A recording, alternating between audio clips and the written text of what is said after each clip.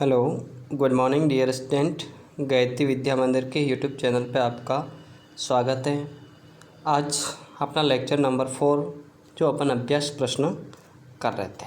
अपन अभ्यास प्रश्न chapter number 9 बल एवं गति के नियम पर आधारित सभी अभ्यास प्रश्न कर रहे थे। ठीक है, आज आगे के प्रश्न नंबर 17 से ये प्रश्न कह रहा है कि अख्तर, किरण और राहुल किसी राजमार्ग पर बहुत तीव्र गति से चलती हुई कार में सवार है। एक कार है जिसके अंदर ये तीनों लोग।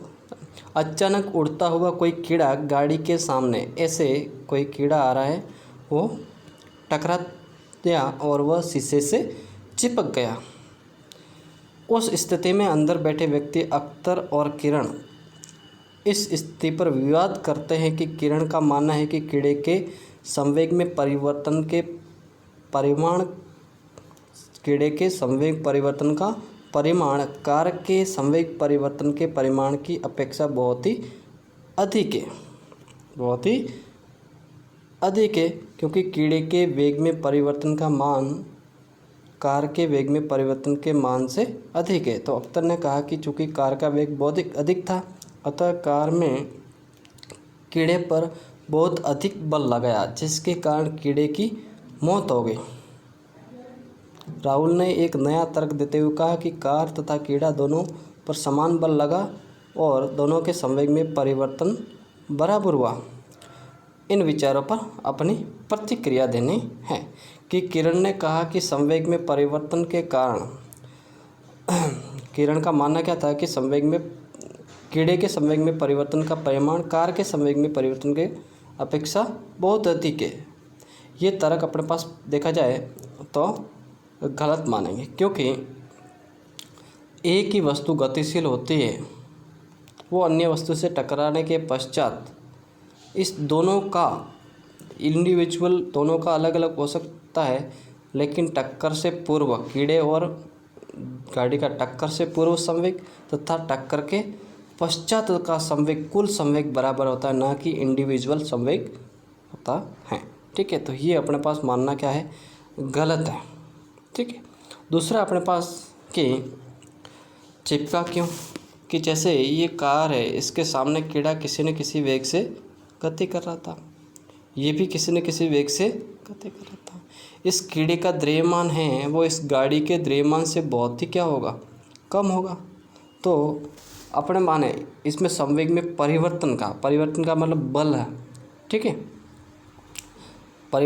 कार में संवेग में परिवर्तन की दर नहीं, इसमें क्या कहा, संवेग में परिवर्तन। ठीक है, संवेग में परिवर्तन क्या कहलाता है, आवेग कहलाता है। ठीक है, तो अपने पास देखें इसका द्रव्यमान कम है, इसका द्रव्यमान अधिक है, तो जो अख्तर का तर्क है वो इसमें क्या माना जाएगा, गलत है। लेकिन राहुल का तर्क सही है, क्योंकि उसने क्या बताया कि हमेशा टक्कर के दौरान क्या होगा कि दोनों वस्तुएं एक दूसरे पर समान प्रतिक्रिया लगाती है, लेकिन कैसे, विपरीती लगाती है। ठीक है, क्रिया प्रतिक्रिया का नियम। लेकिन संवेग में परिवर्तन का परिमाण भी क्या होगा, भी समान ही रहता है, अर्थात प्रारंभिक संवेग मतलब टक्कर से पूर्व तथा टक्कर के पश्चात का संवेग की बात कर रहे हैं। ठीक है, तो यहाँ से अपन कह सकते हैं कि दोनों वस्तुएं कीड़े तथा कार पर समान बल आरोपित होगा तथा संवेग में परिवर्तन भी क्या होगा, समान होगा, तथा कीड़े का द्रव्यमान अत्यधिक कम होने के कारण उसमें वेग में परिवर्तन बहुत अधिक परिवर्तन होगा। ठीक है, दोनों का अगर संवेग क्या है, P कांस्टेंट है, तो जिसका द्रव्यमान कम होगा उसके वेग में परिवर्तन क्या होगा, अधिक होगा। ठीक है, इसलिए कीड़े के द्रव्यमान कम होने के कारण उसके वेग में परिवर्तन बहुत अधिक होता है, जिससे वो शीशे से चिपक जाता है। ठीक है, ये चीज़ है। क्वेश्चन नंबर 18 ये कहता है कि एक 10 किलोग्राम द्रव्यमान की घंटी 80 सेंटीमीटर ऊंचाई से फर्श पर गिर रही है। ठीक, इस अवस्था में घंटी द्वारा फर्श पर स्थानांतरित संवेग के मान की गणना करें। परिकलन में सरलता हेतु दिष्ट त्वरण का मान भी ज्ञात करना है। ठीक है, ये क्या देखा, इसको अपन थोड़ा छोटा कर देते हैं। 10 किलोग्राम की द्रव्यमान की गट्टी 80 सेंटीमीटर से नीचे गिर रही है। फर्श पर स्थानांतरित संवेग, संवेग क्या होता है, द्रव्यमान इंटू वेग। तो अपने पास इसका वेग ज्ञात करना है।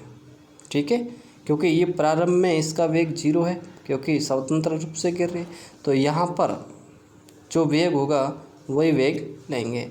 लेकिन ये कितनी 80 सेंटीमीटर से, 80 सेंटीमीटर का कण किस में बदलेंगे, मीटर में, तो 0.8 मीटर। और गति के तीसरे इक्वेशन से v² बराबर u² प्लस 2as। ठीक है, a का मान अपन को कितना का है, 10 लेने का कहा, तो यहाँ से अपने पास वैल्यू आएगी कितनी, v = 4। ठीक है, तो अपने पास p बराबर mv मतलब कितना 40 किलोग्राम इंटू मीटर प्रति सेकंड। ठीक है, फर्श को स्पर्श करने के ठीक पूर्व संवेग कितना 40 किलोग्राम मीटर प्रति सेकंड आता है। इतना ही वो फर्श को क्या करेगा, स्थानांतरित करता है। ठीक है, इस पे देखें क्वेश्चन दे रखा है कि ये पृष्ठ संख्या 144 पर प्रश्न A1, एक वस्तु की गति की अवस्था में दूरी समय सारणी दे रखी है। ये समय दे रखा है, ये दूरी दे रखी है। ठीक है, इस क्वेश्चन को करने के लिए अपन इसको छोटा कर देते हैं, इसको इधर लिया। ठीक, इस अक्ष को अपन समय ले लेते हैं, इसको x लेते हैं। ये 0, 1, समय को 1, 2, 3, 4, 5, 6 इस पर ग्राफ की तरह ही बना सकते हैं। ये अपन ले लें यहाँ पे 10, 20, 30, 40 करीब ऐसे। ठीक है, 0 सेकंड पर 0 पर था, 1 सेकंड पर कितना है, 1 पर, मतलब ये कहाँ पर होगा, यहाँ पर 1 सेकंड पर इसके पास में बिल्कुल। फिर 2 सेकंड पर कितना है, 8 पर, 3 सेकंड पर 27 पर। तो एस्पिडस कैसा, ऐसा ग्राफ, कैसा, ऐसा। तो इसमें पूछा क्या है, देखें पहले कि त्वरण के बारे में आप क्या निष्कर्ष निकाल सकते हैं, क्या ये नियत है, क्या बढ़ रहा है या शून्य है। ठीक है, दूसरा क्वेश्चन क्या पूछा है, आप वस्तु पर लगने वाले बल के बारे में क्या निष्कर्ष निकालेंगे। ठीक है, तो यहाँ पे देखा जाए समय के साथ में दूरी में क्या होता है, परिवर्तन होता है। ठीक है, और ये कैसा है, एक्सपोनेंशियल, या फिर अपने पास वर्ग पे नहीं, दूरी के साथ में समय तृतीय घात के क्या है, समानुपाती है। तो त्वरण के साथ एक समान रूप से बढ़ रहा है, त्वरण है समझ, तो अपन कह सकते हैं त्वरण कैसा है, नियत है। A कैसा है, कांस्टेंट है। ठीक है, बल के बारे में, बल F बराबर क्या होता है, m है। अब त्वरण का मान समय के साथ साथ एक समान रूप से बढ़ रहा है, क्या है, समय के साथ में, सॉरी यहाँ पे देखा जाए तो ये जो इस प्रकार का ग्राफ होता है x एंड t, ये एक समान त्वरीय गति नहीं, कैसी, असमान त्वरीय गति। मतलब यहाँ पे कैसा है, त्वरण है वो समान नहीं है, एक समान रूप से धीरे धीरे क्या हो रहा है, बढ़ रहा है, पॉजिटिव है, इसकी ढाल कैसी है, पॉजिटिव है। ठीक है, वेग बढ़ रहा है तो त्वरण बढ़ रहा है, तो इसके आरोपित बल का मान भी धीरे धीरे क्या होगा, उसी के अनुपात में बढ़ता रहेगा। अब एजुकेशन इसमें दे रखा है, एक 1200 किलोग्राम की द्रव्यमान की एक कार को समतल सतह पर दो व्यक्ति समान वेग से धक्का देते हैं। उसी कार को तीन व्यक्ति धक्का देकर 0.2 मीटर प्रति सेकंड स्क्वायर का त्वरण उत्पन्न किया जाता है। तो कितने बल के साथ प्रत्येक व्यक्ति कार को धकेल पाते हैं। सभी व्यक्ति समान पेशीय बल के साथ में धक्का लगाते हैं। ठीक है। अब यहाँ पे 3 व्यक्ति है, यहाँ पे मैं कह सकता हूँ F = m × 1200 × 0.2, तो लगभग कितना होगा, 12 × 2 = 2400, 240।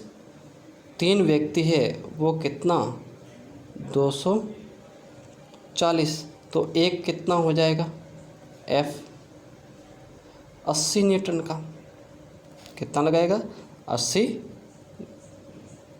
न्यूटन का। ठीक है।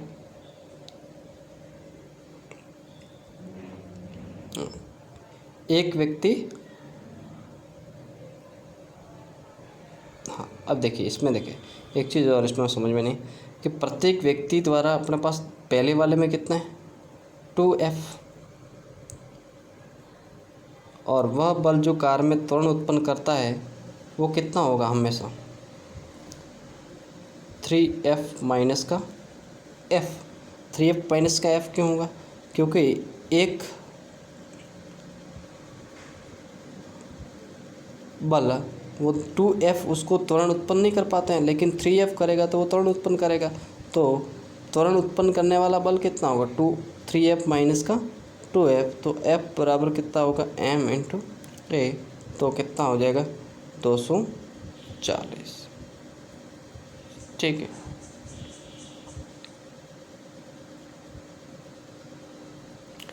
कुल बल पूछा था ना।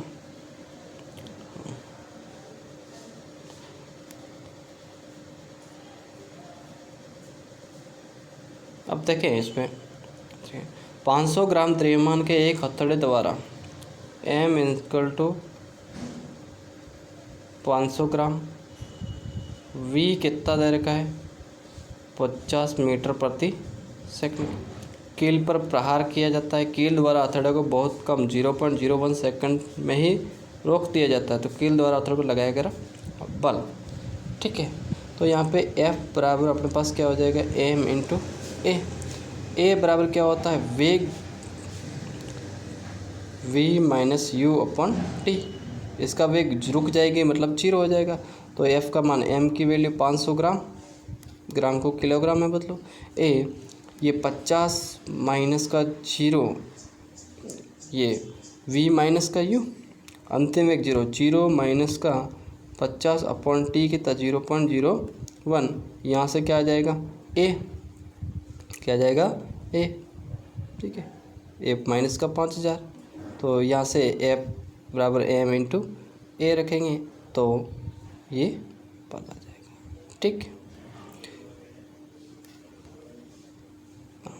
एक है 1200 किलोग्राम द्रव्यमान की मोटर कार 90 किलोमीटर प्रति आवर के वेग से एक सरल रेखा के अनुदिश चल रही है। उसका वेग बाहरी असंतुलित बल के कारण 4 सेकंड में घटकर इतना हो रहा है। तो त्वरण और संवेग में परिवर्तन का और बल का भी बताना है। तो अपने पास m दे रखा है, v दे रखा है, u दे रखा है, ठीक है, और t भी दे रखा है। तो पहले तो अपन क्या ज्ञात करें, त्वरण। त्वरण तो v, u और a से अपने पास क्या आ जाएगा, त्वरण, और इसको किस में बदला है, मीटर प्रति सेकंड में बदला है। मीटर प्रति सेकंड में 1 किलो 90 किलोमीटर में 1000 मीटर गुणा करेंगे और 60 × 60 भाग तो 25 मीटर प्रति सेकंड। अंतिम वेग आएगा। त्वरण गति के समीकरण लगाएंगे, v बराबर u + at, तो a की वैल्यू अपने पास -5। संवेग में परिवर्तन mv माइनस का mu, द्रव्यमान सेम है, इसका ये वेग, प्रारंभिक वेग, अंतिम वेग, संवेग में परिवर्तन आ गया। फिर त्वरण इंटू त्वरण, इससे अपने पास बल आ जाएगा। ठीक है। तो आपको चीज़ें समझ में आ गई होगी। ठीक है। बहुत ही, और अपने पास इस के साथ में इसका लेक्चर कंप्लीट हो गया। धन्यवाद। अब अपन अगले चैप्टर नंबर 10 को करेंगे। उसके न्यूमेरिकल क्वेश्चन कल अपन करेंगे। ठीक है, ओके।